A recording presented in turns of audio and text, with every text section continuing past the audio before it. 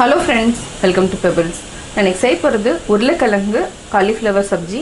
இது ரொம்ப ஈஸியாக பண்ணலாம். இது வந்து சப்பாத்திக்கு வந்து நல்ல காம்பினேஷன்.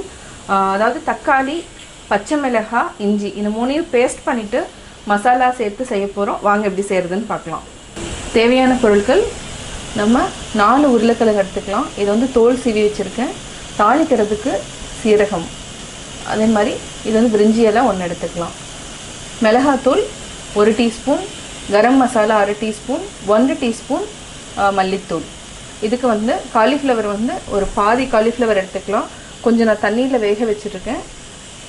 4 தக்காளி, இஞ்சி, பச்சை மிளகாய் இந்த மூணையும் நம்ம பேஸ்ட்டாக பண்ணிக்கலாம். ஒரு பெரிய வெங்காயம் பொடியாக நறுக்கியிருக்கிறேன். இப்போ எப்படி செய்கிறதுன்னு பார்க்கலாம். காலிஃப்ளவரை நல்லா கொதிக்க வச்சுட்டு அதுக்கப்புறம் யூஸ் பண்ணிக்கலாம். நம்ம தக்காளியை கட் பண்ணிவிட்டு மிக்சியில் அடிச்சுக்கலாம். இஞ்சியும் சின்னதாக கட் பண்ணிக்கலாம்.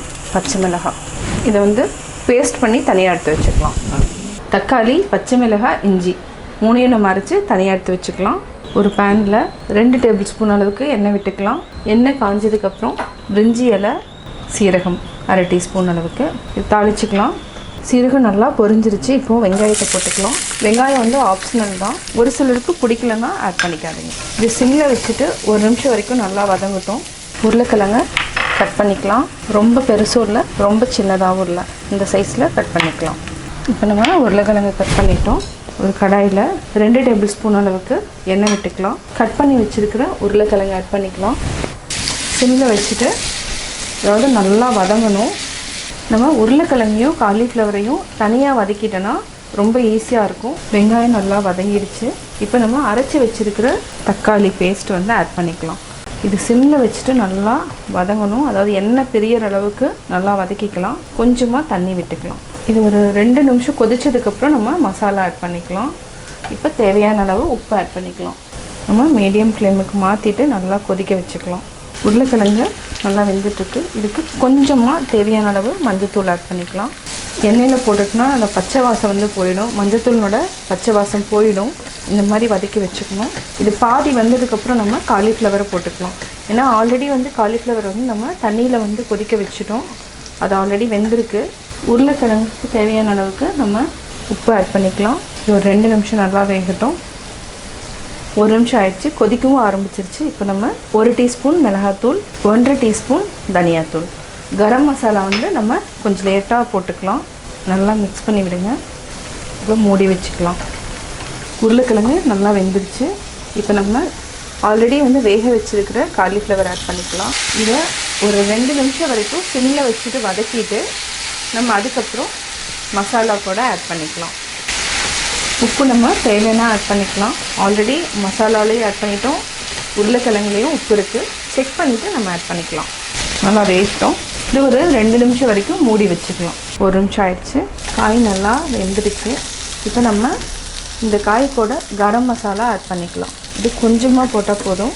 ஜாஸ்தி போட்டிங்கன்னா பட்டை லவங்க வாசம் நிறையா வரும்.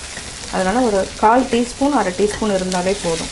இது வந்து ரொம்ப லைட்டாக இருக்கும். அதாவது அதிகமாக மசாலா வந்து இந்த சப்ஜியில் தெரியாது. சப்பாத்தி, நான்க்கு வந்து ரொம்ப நல்லாயிருக்கும்.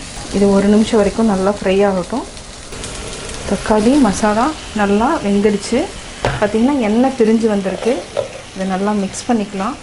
இப்போ நம்ம உருளைக்கிழங்கு காலிஃப்ளவர் வந்து இந்த மசாலா கூட ஆட் பண்ணிக்கலாம். நம்ம ஆல்ரெடி வதக்கி வச்சுருக்கிற காலிஃப்ளவர் உருளைக்கிழங்கு ஆட் பண்ணிக்கலாம். நல்லா மிக்ஸ் பண்ணி விடுங்க. ஒரு 1/4 டம்ளர் அளவுக்கு தண்ணி ஊற்றி நல்லா கொதிக்க வச்சுக்கலாம். போதும். அதாவது 1/4 டம்ளர் அளவுக்கு தண்ணி ஆட் பண்ணியிருக்கேன். இதை நல்லா மிக்ஸ் பண்ணிவிட்டு ஒரு 5 நிமிஷம் வரைக்கும் மூடி வச்சுக்கலாம். சப்ஜி ரெடி ஆகிடும். ஒரு 5 மினிட்ஸ் மூடி வச்சுக்கலாம். இடையில மிக்ஸ் பண்ணிக்கலாம். இப்போ ரெடி ஆயிடுச்சு. எண்ணெயும் நல்லா பிரிஞ்சு வந்துருச்சு. இப்போ ஆஃப் பண்ணிக்கலாம். சுவையான காலிஃப்ளவர் உருளைக்கிழங்கு சப்ஜி ரெடி. நான் சப்ஜி எப்படி செஞ்சேங்கிறத பார்த்தீங்க. கட்டாயம் உங்களுக்கு இந்த வீடியோ பிடிச்சிருக்கும். இந்த வீடியோ பிடிச்சதுன்னா லைக் பண்ணுங்கள், ஷேர் பண்ணுங்கள், கமெண்ட் பண்ணுங்கள். மறக்காமல் பெபிள்ஸ் தமிழ் சேனலையும் கோபி சுதா சேனலையும் சப்ஸ்கிரைப் பண்ணுங்கள். என்னோடய குக்கிங் வீடியோ முடிஞ்சதுக்கப்புறம் பார்த்தீங்கன்னா ஒரு திருக்குறள் வந்து நீங்கள் பார்க்கலாம். உங்கள் குழந்தைகளுக்கு நீங்கள் சொல்லித்தரலாம். துறந்தார்க்கும் துவாதவர்க்கும் இறந்தார்க்கும் இல்வாழ்வான் என்பான் துணை. துறவிகளுக்கும் ஏழைகளுக்கும் ஆதரவு இல்லாதவர்களுக்கும் இல்லறத்தில் வாழ்பவனே நல்ல துணையாக இருக்க வேண்டும்.